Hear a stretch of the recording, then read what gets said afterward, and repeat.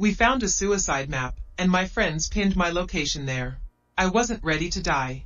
I'm not really into horror. Never have been. But, to make friends, you have to blend in first. You laugh at the jokes, play their games, ignore the red flags, until you know which ones are real. Looking back, I didn't make the best decision. You might hate me for it. But I did what I could. It started when my friends forced me to play a game. Had a suspicion they only wanted me there because they liked laughing at how I cried during horror games. But I let it slide. We were in my apartment one weekend. I was supposed to be home alone. They were trying to download a horror game for free, but the link redirected us to another site. It looked like a map, with hundreds of scattered pins. Each one marked a real suicide location. Click on a pin, and it showed the photo. The victim's lifeless body on the scene. Was that even legal? My friends looked fascinated. I thought it was disturbing, but I kept quiet. Didn't want to be the buzzkill. Not in high school. That's basically social suicide. At the top of the site, in small gray text, it read, "Please read the rules before usage." But nobody seemed to care. Apparently, you could add your own pins. They started marking random addresses with yellow pins. 5 or 6 addresses, just for curiosity. The ones already there were red. I didn't like it.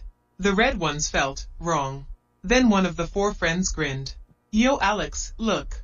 He zoomed in on my street, my building, and pinned my apartment. I laughed along, even though my stomach twisted. At the end, they left. Left me alone, with that game still open in my browser, even though they promised to stay the night. That night, I went back to the site. I wanted to delete the pins, especially mine, but I couldn't. That's when I checked the rules. You may add and move pins. You cannot delete them. So I had no option. The next day, my parents came home. My sister too. She'd snuck out to see her boyfriend while the house was empty. Everything felt normal again. Like nothing ever happened. That night, I was watching TV with my dad when a breaking news report came on. A suicide case of an entire family. The house on the screen looked familiar. Then the address appeared. I remembered where I saw it. I stood up quietly. Without making a commotion, I walked to my room. Opened the site. Only a few yellow pins were left. And I found what I was looking for. My hands shook as I clicked. It was the same address, the same house. And the photos. I checked the other pins that had turned red. More suicide photos. Then, right in front of me, another yellow pin turned red. Only one yellow pin remained. Mine. I froze. Then clicked it. The image loaded slowly. It was me, sitting at my desk. I turned to the window. The curtain moved. A soft shift, like breath. My chest clenched. I rose, step by step, as if something unseen was dragging the air behind me. I pulled the curtain open, and there she was, standing just outside the glass. 14 floors up. She smiled softly. I am sorry for peeking. But, can you help me? Please, let me in. I stared at her. How did you climb to the 14th floor? Her face twitched. She lunged at the window. I slammed it shut and locked it.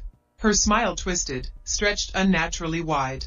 She began pounding on the glass, screaming, "You have to die. You have to die. You pinned the location. You have to die." I backed away. Then I remembered. You can't delete the pins, but you can move them. I scrambled to the computer, clicked on the yellow pin over my apartment, and dragged it. Anywhere. Just somewhere else. The banging stopped.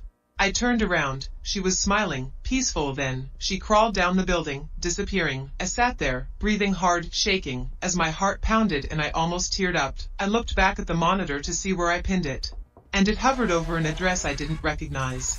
An orphanage. I stared at it. Then I moved it to the house of the friend who pinned me. The news showed another case a few days later. Another suicide. Another whole family. I didn't want this to happen to anyone.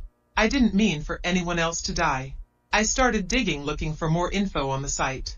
Most of it was garbage. But I found one line that stuck. When a specific address is pinned, all current residents will die. It will be ruled as suicide. This isn't a game. It's murder. Paranormal murder. I can't forgive myself, even if I did it to live, to save my family. And I still go back to the site, just to make sure no one ever moves a pin back to me.